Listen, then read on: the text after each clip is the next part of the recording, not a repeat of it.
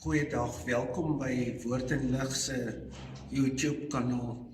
Ek wil met jou deel vanoggend oor iets wat my baie naby in die hart lê. Baie van ons kinders van die Here gaan deur krisisse in ons daaglikse lewe.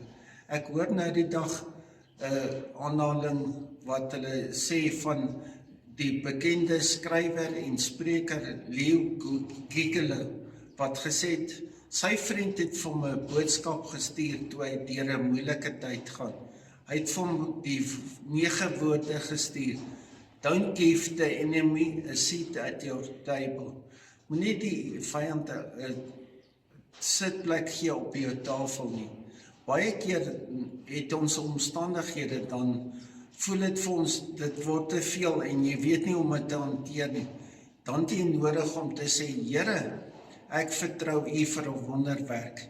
En ek wil die volgende gedeelte voorhou aan jou. Genesis 32 vanaf vers 24. Jakob het hierdie stryd deurgegaan. Hy is toe in die woestyn met hierdie man.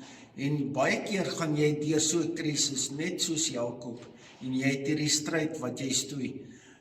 Hy sê, ek gaan nie los voor U nie, my seun nie.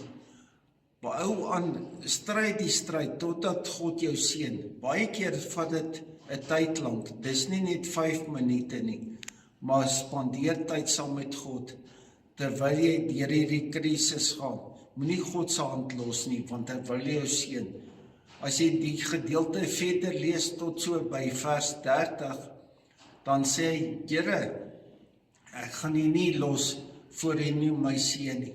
Wil jy nie God moet jou seën vandag nie?